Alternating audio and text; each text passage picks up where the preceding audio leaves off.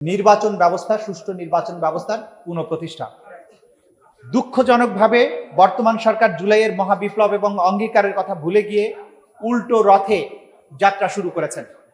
আজকের আলোচনা শুধুমাত্র একটি রাজনৈতিক ঘটনা প্রবাহের মূল্যায়ন নয়, বরং একটি রাষ্ট্রের বৈধতা, গণতন্ত্রের ভিত্তি, সামাজিক চুক্তি এবং ন্যায় বিচারের প্রশ্নকে কেন্দ্র করে একটি জাতীয় আত্মসমালোচনা এবং ভবিষ্যৎ বিনির্মাণের প্রয়াস। আমাদের আলোচনার কেন্দ্রবিন্দু মূলত তিনটি। একটি হচ্ছে জুলাই অভ্যুত্থানের চেতনা, গণভোটের রায় বাস্তবায়ন এবং জুলাইয়ের সহিংসতা এবং প্রাণহানির ঘটনাবলীর বিচার। ইতিহাসে গণ অভ্যুত্থানগুলো সাধারণত কেবল ক্ষমতার পরিবর্তনের জন্য সংগঠিত হয়নি, এগুলো মূলত রাষ্ট্র এবং নাগরিকের সম্পর্ককে নতুনভাবে সংজ্ঞায়িত করার দাবি বহন করে। জুলাই অভ্যুত্থানের পর জনগণের যে সম্মিলিত অভিব্যক্তি আমরা প্রত্যক্ষ করেছি, তার নিম্নোক্ত বিষয়টি স্পষ্ট গণরায় নির্দেশ করে। সেগুলো হচ্ছে ফ্যাসিবাদী শাসনের অবসান, রাষ্ট্র ক্ষমতার জবাবদিহিতা, স্বাধীন বিচার ব্যবস্থা, মানবাধিকারের সুরক্ষা, গুম, নির্যাতন এবং বিচার বহির্ভূত হত্যার অবসান, নির্বাচন ব্যবস্থার বিশ্বাসযোগ্যতা পুনঃপ্রতিষ্ঠা, সংবিধান এবং রাষ্ট্রীয় প্রতিষ্ঠানের সংস্কার।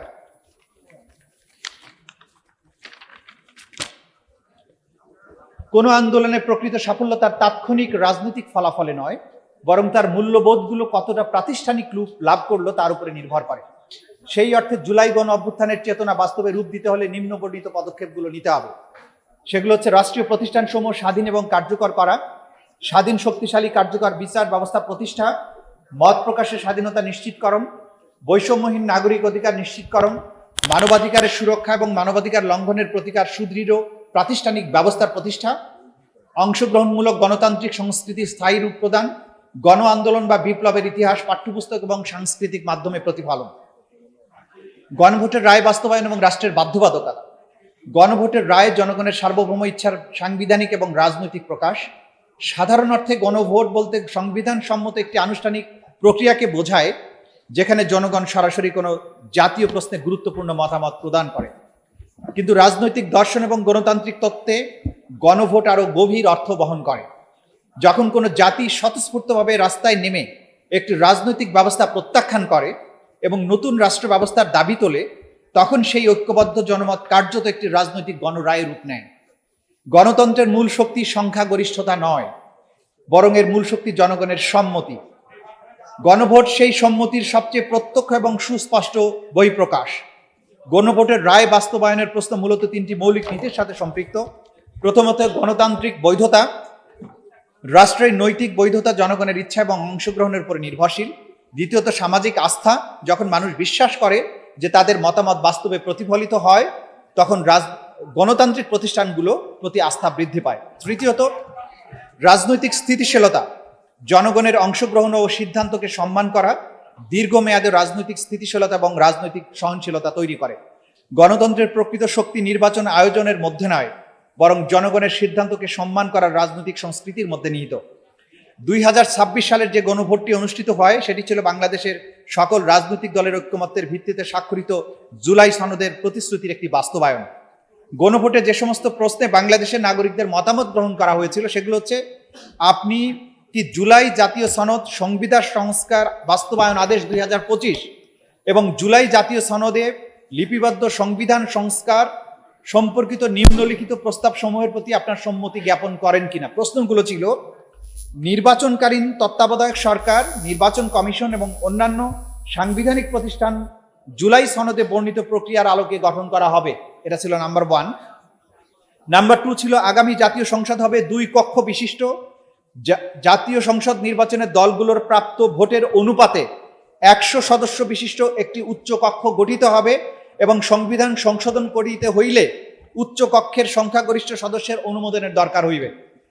3 নম্বর ছিল সংসদের নারী প্রতিনিধি বৃদ্ধি, বিরোধী দল হইতে ডেপুটি স্পিকার, সংসদীয় কমিটির সভাপতি নির্বাচন, মৌলিক অধিকার, বিচার বিভাগের স্বাধীনতা, স্থানীয় সরকার, প্রধানমন্ত্রীর মেয়াদ, রাষ্ট্রপতির ক্ষমতা সহ তফসিলে বর্ণিত যে 30টি বিষয়ে জুলাই জাতীয় সনদে ঐক্যমত্য হয়েছে, সেগুলো বাস্তবায়নে আগামী সংসদ নির্বাচনে বিজয়ী রাজনৈতিক দলগুলো বাধ্য থাকবে।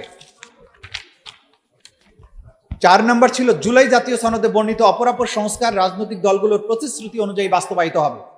দেশের 68.59 অর্থাৎ 68.59% মানুষ এই হায়া ভোটে ভোট দিয়েছিল।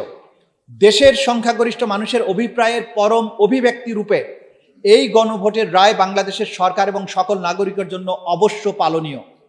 ক্ষমতার উৎস যে জনগণ, সেই জনগণের রায় এবং ম্যান্ডেট উপেক্ষা করা রাষ্ট্রদ্রোহিতা এবং জাতির সাথে বিশ্বাসঘাতকতার শামিল। জুলাই গণহত্যার বিচার। সভ্য রাষ্ট্রের অন্যতম বৈশিষ্ট্য হলো রাষ্ট্র তার নাগরিকের জীবনের নিরাপত্তা নিশ্চিত করবে এবং গুরুতর মানবাধিকার লঙ্ঘনের অভিযোগের ক্ষেত্রে নিরপেক্ষ এবং কার্যকর তদন্ত নিশ্চিত করবে। আন্তর্জাতিক আইনের একটি মৌলিক শিক্ষা হচ্ছে there can be no lasting peace without justice. ন্যায় বিচার ছাড়া কখনো শান্তি প্রতিষ্ঠিত হবে না। এখানে আমি আইনগত অনেকগুলো বিষয় আলোচনা করেছি যেগুলো আমি স্কিপ করে যাচ্ছি সময়ের প্রয়োজনে, এগুলো একাডেমিক অনেকটা, সে কারণে আমি স্কিপ করে যাচ্ছি। আমি যেখান থেকে আবার পড়ছি সেটা হচ্ছে United Nations updated principal for combating impunity. এইখানে কিছু কথা বলেছে যেগুলো ট্রানজিশনাল জাস্টিসের শর্ত হিসেবে ব্যবহৃত হয়। ট্রানজিশনাল জাস্টিসের শর্তগুলো হচ্ছে যে সত্য জানার অধিকার, 2 হচ্ছে বিচার পাওয়ার অধিকার, 3 হচ্ছে ক্ষতিপূরণ পাওয়ার অধিকার, 4 হচ্ছে পুনরাবৃত্তি অপরাধের রিকারেন্স রোধ প্রতিরোধের অধিকার। এগুলো ট্রানজিশনাল জাস্টিসের 4টি মৌলিক স্তম্ভ হিসাবে বিবেচিত। বাংলাদেশে আমরা ট্রানজিশন পিরিয়ডে আছি, যদি ট্রানজিশনাল জাস্টিস এনশিওর করতে হয় এই কাজগুলো আমাদেরকে করতে হবে। এরপরে আরো কিছু লিগ্যাল আসপেক্ট আমি স্কিপ করে যাচ্ছি। এরপরে আমি যেটা বলছি যে বাংলাদেশে 2024 সালের বিপ্লব চলাকালে 1400 মানুষকে হত্যা, 25 থেকে 35 হাজার মানুষকে আহত করার মাধ্যমে দেশব্যাপী যে ভয়াবহ অপরাধ সংঘটিত হয়েছিল, জাতিসংঘের ফ্যাক্ট ফাইন্ডিং কমিটি সেটিকে ওয়াইড স্প্রেড এবং systematic attack on civilian population বলে চিহ্নিত করে এটাকে ক্রাইমস অ্যাগেন্স্ট হিউম্যানিটি বা মানবতা বিরোধী অপরাধ হিসেবে চিহ্নিত করেছিল এবং তারা সুপারিশ করেছিল এটা উপযুক্ত আদালতে এই ক্রাইমস অ্যাগেন্স্ট হিউম্যানিটির বিচার করতে হবে। জুলাই আগস্টে সংগঠিত অপরাধের বাইরেও আওয়ামী লীগের দুঃশাসনের 17 বছরে গুম, বিচার বহির্ভূত হত্যাকাণ্ডের মাধ্যমে যে বিপুল মানুষকে হত্যা, নির্যাতন এবং বছরের পর বছর গোপন কারাগারে আটক রাখার ভয়াবহ অপরাধ করেছিল, তার বিচার করাও রাষ্ট্রের এক অলঙ্ঘনীয় দায়বদ্ধতা। সুতরাং জুলাইয়ের গুরুতর মানবাধিকার লঙ্ঘন ও বেআইনি হত্যাকাণ্ড, গুম, বিচার বহির্ভূত হত্যাকাণ্ড, ক্রসফায়ার সহ আন্তর্জাতিক আইনের অধীনে সংগঠিত অপরাধের যে বিস্তর অভিযোগ ও প্রমাণ রয়েছে তার তদন্ত এবং বিচার দ্রুততম সময়ের মধ্যে সম্পন্ন করতে হবে। রাষ্ট্র সংস্কার ছাড়া বিচার অসম্পূর্ণ। শুধু বিচার করলেই হবে না, রাষ্ট্র ব্যবস্থার প্রয়োজনীয় সংস্কার ছাড়া অপরাধের পুনঃসংগঠন বা রিকারেন্স রোধ করা অসম্ভব ব্যাপার। যে প্রতিষ্ঠানগুলো অপরাধ সংগঠিত হতে দিয়েছে কিংবা সহায়তা করেছে তাদেরও সংস্কার করতে হবে। যেমন নিরাপত্তা বাহিনীর জবাবদিহিতা নিশ্চিত করতে হবে। এগুলো কেন করতে হবে আলোচকরা এগুলো ডিটেইল বলবেন। গোয়েন্দা সংস্থার আইনি কাঠামোর সংস্কার করতে হবে। নির্যাতন বিরোধী কার্যকর ব্যবস্থা প্রতিষ্ঠা করতে হবে। গুম প্রতিরোধে আইন প্রণয়ন এবং গুমের বিচারে কার্যকরী আইনি কাঠামো তৈরি করতে হবে। সাক্ষী সুরক্ষার প্রয়োজনীয় পর্যাপ্ত ব্যবস্থা গ্রহণ করতে হবে। ডিজিটাল নজরদারি আইনের অপপ্রয়োগ রোধে যথাযথ ব্যবস্থা গ্রহণ করতে হবে। এখানে একটা তথ্য আমি দিয়ে রাখি, এনটিএমসি বলে যে রাষ্ট্রীয় প্রতিষ্ঠান আছে, বাংলাদেশ টেলিকমিউনিকেশন মনিটরিং সেন্টার, বাংলাদেশের যত গুম হয়েছে প্রত্যেকটা গুমের মনিটরিং সার্ভেইলেন্স এই প্রতিষ্ঠান থেকে করা হয়েছে। নিখুঁতভাবে ব্যক্তিকে আইডেন্টিফাই করে তারপরে তাকে গুম করা হয়েছে, পরবর্তীতে তাকে হত্যা করা হয়েছে। এই এনটিএমসির আইনি কাঠামো আজ পর্যন্ত সুস্পষ্ট করা হয়নি। এগুলো আলোচকরা বিস্তারিত বলবেন। অপরাধ সংগঠনের পক্ষে বয়ান বা ন্যারেটিভ উৎপাদনকারী গণমাধ্যমের জবাবদিহিতা নিশ্চিত করতে হবে। একটি সভ্য রাষ্ট্রের পরিচয় নির্ধারিত হয় সে তার ভুক্তভোগীদের সাথে কেমন আচরণ করে তার উপরে। তাই রাষ্ট্রের কর্তব্য হচ্ছে নিখোঁজ ব্যক্তিদের শেষ পরিণতি সম্পর্কে অবহিতকরণ। আমরা জানি না কোথায় আছেন ইলিয়াস আলী, কোথায় আছে মুকাদ্দাস ওয়ালিউল্লাহ, এটা রাষ্ট্রের দায়িত্ব এই সম্পর্কে অবহিতকরণ। নিহতদের পরিবারকে স্বীকৃতি, আহতদের চিকিৎসা প্রদান, ক্ষতিগ্রস্তদের পুনর্বাসনের ব্যবস্থা, অপরাধী, ভিকটিম ও বিচার সংক্রান্ত যাবতীয় তথ্যের সংরক্ষণ, এগুলো যাতে ইতিহাসে সংরক্ষিত থাকে। মানসিক স্বাস্থ্যসেবা, যারা ট্রমার মধ্য দিয়ে গিয়েছেন তাদের মানসিক পুনর্বাসন বা স্বাস্থ্যসেবার ব্যবস্থা, ভিকটিমের জন্য যথাযথ ক্ষতিপূরণের ব্যবস্থা। আমাদের করণীয় কি এখন? জুলাই অভ্যুত্থানের গণরায় বাস্তবায়নের জন্য প্রয়োজন 1 জুলাই সনদে বিঘোষিত প্রতিটি রাষ্ট্রীয় সংস্কার অবিলম্বে বাস্তবের উদ্যোগ গ্রহণ, ইনক্লুডিং কনস্টিটিউশনাল রিফর্ম।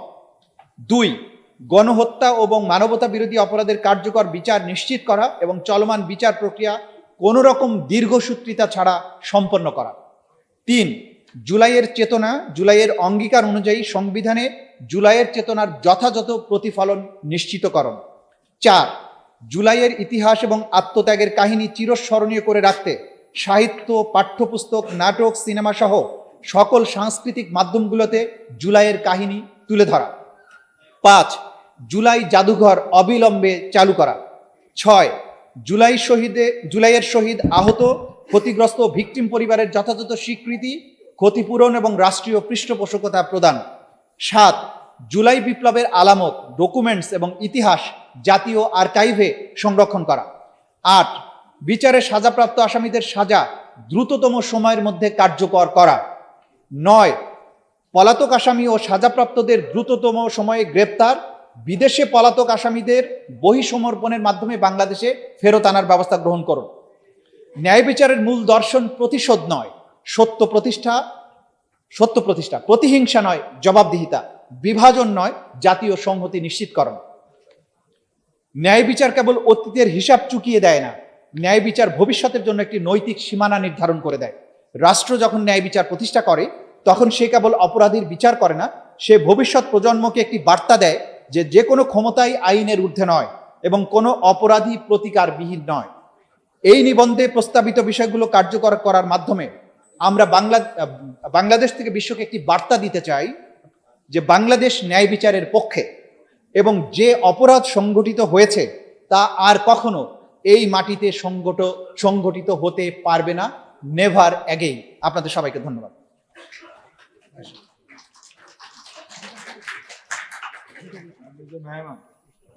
সম্মানিত ভাই এবং বন্ধুগণ, সাংবাদিক বৃন্দ, আজকের 11 দলীয় ঐক্যের এই জাতীয় সেমিনারে আপনারা লক্ষ্য করেছেন ইতিমধ্যে আমাদের মাঝে এসে উপস্থিত হয়েছেন জাতীয় সেমিনারের অন্যতম বিশেষ অতিথি।